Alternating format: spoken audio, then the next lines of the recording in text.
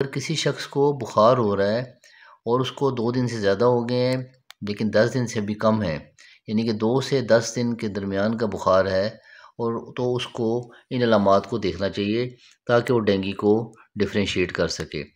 तो इस बुखार के साथ इन अलामात में से 2 या 3 अलामात अगर होती हैं तो आप डेंगू फीवर सस्पेक्ट कर सकते हैं। नंबर 1 तो ये है कि हेडेक।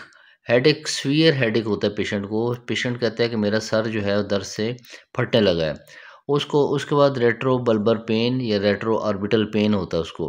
रेट्रो का मतलब होता है बैक साइड पे, और बल्बर या ऑर्बिटल होता है ऑर्बिट के पीछे, या बॉल कोई भी हो, किसी किस्म की शेप हो गोल, उसको कहते हैं बल्ब।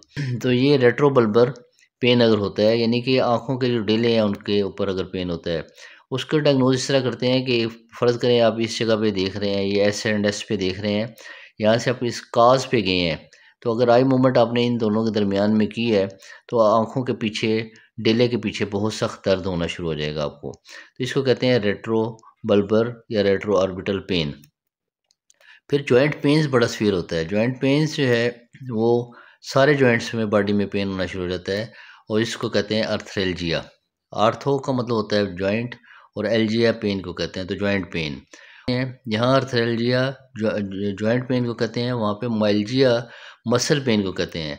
बॉडी के सारे मसल जो हैं वो पेनफुल हो जाते हैं, तो इस कंडीशन को कहते हैं माइल्जिया, यानी मरीज़ के जिसम का कोई हिस्सा ऐसा नहीं बचता जिसमें पेन नहीं हो रहा हो। और इसमें हाल मार्क ये होता है कि बैक एक बहुत सा ख़ास तौर पे होता है, यानी कि बाकी बॉडी में पेन हो रहा होता है लेकिन बैक एक जो है वो ब्रेकिंग बोन्स पेन होता है, यानी कि उसको महसूस होता है कि उसकी रीढ़ की हड्डी में, और ख़ास तौर पे लोअर जो लंबर रीजन है उसमें बहुत सख्त, इतना सख्त पेन हो रहा है कि जैसे हड्डी टूटने वाली है। उसके बाद यूरिन जो है वो बहुत कम आना शुरू हो जाता है।